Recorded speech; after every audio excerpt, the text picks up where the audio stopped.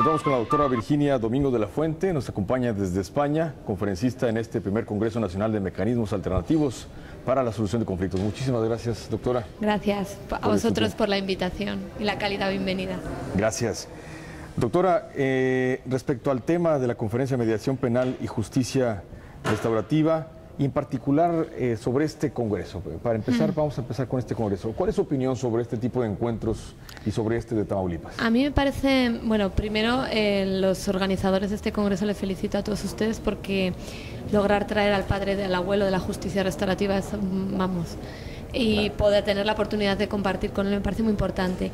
Luego los congresos en general son importantes porque permiten intercambiar experiencias, ideas y permiten seguir profundizando en algo tan importante como es la justicia restaurativa, porque yo creo que es un concepto en evolución, es decir, probablemente las ideas que yo tenía de justicia restaurativa cuando empecé han ido cambiando, pues porque vamos llenándonos de experiencias, de ideas y al final, pues bueno, es un proceso que antes era solo al ámbito penal y ahora, por ejemplo, en los colegios me parece muy importante, en los vecindarios, pues bueno.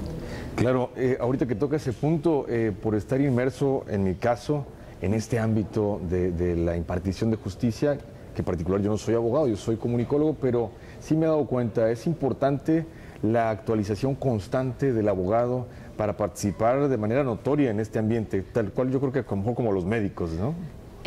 Sí, bueno, es que yo siempre pienso que la justicia restaurativa y todos los procesos, la mediación penal, para mí son un concepto vivo, en mi opinión. Claro. Es decir, son un concepto en continua evolución. Siempre se están buscando pues fórmulas más adecuadas a cada caso y de ahí que antes solo se hablaba de mediación penal, por ejemplo, y ahora se habla de otros como conferencias, círculos. Entonces, esto va cambiando y sí que es verdad que para mí, por ejemplo, venir a estos congresos es muy útil y muy eficaz y productivo porque, bueno, pues he podido ver cómo en su país y en concreto en su estado están muy adelantados en estos temas. Entonces, pues bueno, esto me lo llevo yo como bagaje personal pues para España y para otros lugares. Recién vine hace 15 días de otro congreso en Inglaterra, entonces, pues bueno. Excelente. Excelente, doctora. ¿Ve algunas similitudes o diferencias en relación al sistema de mediación, a la versión mexicana en comparación con la española? Similitudes, pues bueno, puesto que partimos de una herramienta que es más o menos la definición y todo esto, claro. Hay bastantes similitudes. Diferencias, pues yo creo, partiendo de que ustedes tienen una ley que la apoya y están más institucionalizados, están quizá, les tengo un poco envidia sana. ¿Por qué? Porque creo que han encontrado el cauce idóneo para desarrollar toda clase de mediación en un dependiente del Tribunal Superior de Justicia. A nosotros nos falta quizá ese camino. Okay. Nosotros lo hacemos a través de ONGs. Sí que tenemos el apoyo de la Fiscalía y del Tribunal Superior de Justicia, pero bueno, nos falta quizá ese aspecto de estabilidad. Es decir, ¿no es un componente propio del Poder Judicial? No, además, como no tenemos ley, esto depende de que un poder judicial quiera o no quiera. Entonces, pues bueno, es mucho hacer labor. Nosotros lo que tuvimos que hacer es labor de convencimiento, es decir, de por qué esto es bueno. Entonces, nosotros por eso de ahí que tenga tantos libros de investigación, porque nosotros nos pidieron el por qué. Siempre fundamentarlo en la ley. Tengo un fiscal que dice, nuestro fiscal superior Manuel Martín Granizo siempre dice, todo lo que no está prohibido está permitido. Él sí que lo entiende, pero hay otras personas pues que no. Claro, claro. Bien, doctora, en México tenemos una cultura punitiva muy arraigada. ¿Cómo se ha superado esto en España, donde, bueno, el agraviado exige castigo carcelario para su victimario en lugar de acceder a otra alternativa, verdad? En España todavía somos también muy punitivos. De hecho, hay programas destinados exclusivamente a hablar de crímenes, de delitos. Sí. Lo que ocurre es que yo creo que la víctima a veces reclama más castigo porque no conoce otras fórmulas. Es decir, al único a lo que ella se ampara, las víctimas se amparan para sentirse que se ha hecho justicia. Luego demuestra que una vez acabado el juicio, si han conseguido lo que han querido, tampoco se sienten bien. Claro. Porque yo siempre digo, a ver, ¿cuántos años son suficientes para compensar que hayas perdido a un ser querido? Ni con toda la vida sería suficiente para compensar esto. Entonces, las víctimas a veces se amparan en eso como la única solución. Entonces, sí que es cierto que si se las informa, y para eso los medios de comunicación y estos congresos son importantes, si se las informa de los beneficios, del por qué, probablemente sean menos punitivas. Muchas veces es la cultura de los medios de ¿qué vende? Yo, por ejemplo, en España me intento poner en contacto con algún medio y como que la justicia restaurativa no les parece interesante porque tampoco vende tanto, entre comillas.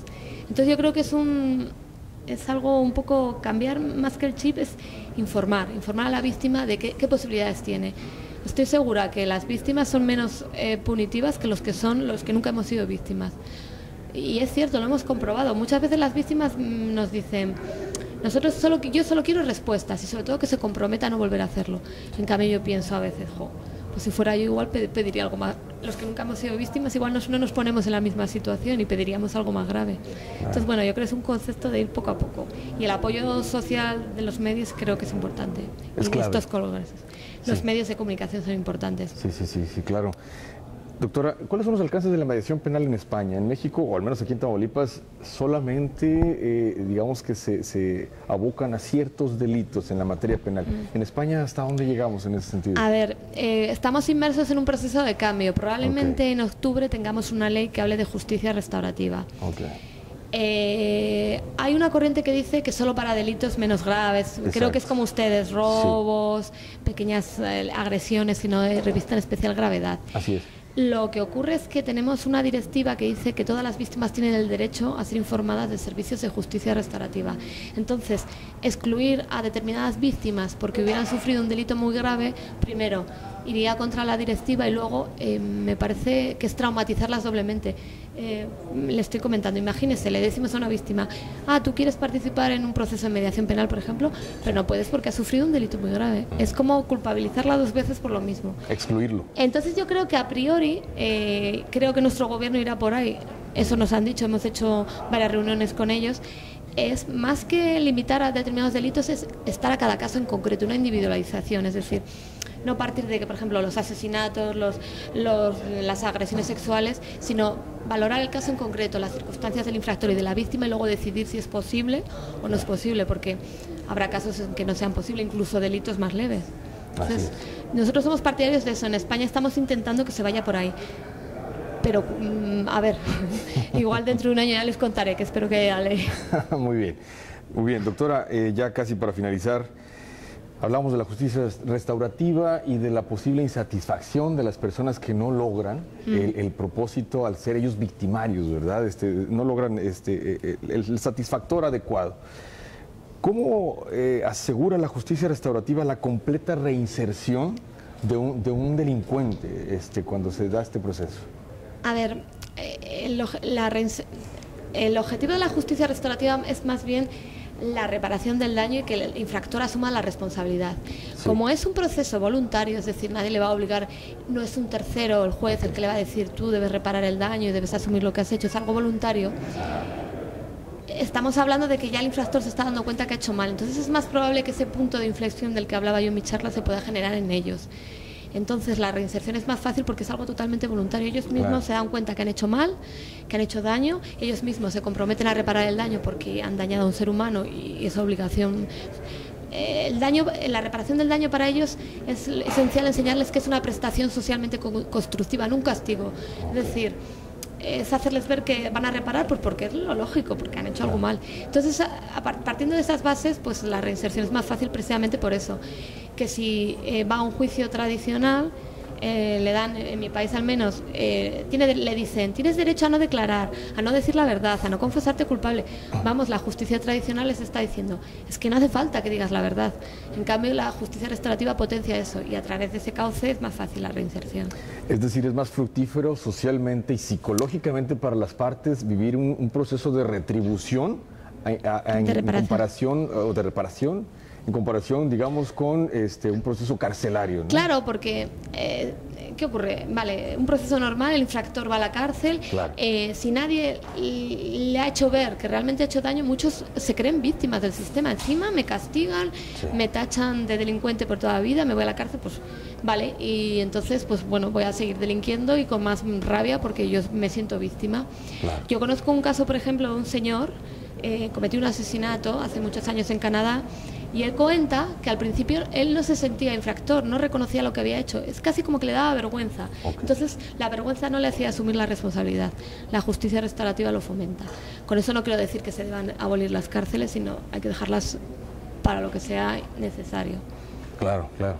Bien, doctora, ¿algún mensaje final para la comunidad jurídica de Tamaulipas respecto a estos temas? Pues yo creo que están en el buen camino, hay que seguir avanzando en los procesos restaurativos en general, no solo mediación penal, pero creo que están en un buen camino y les felicito. Y muchas gracias por invitarme a este evento. Muchas gracias a usted, doctora Virginia Domingo de la Fuente, de España. Muchísimas gracias.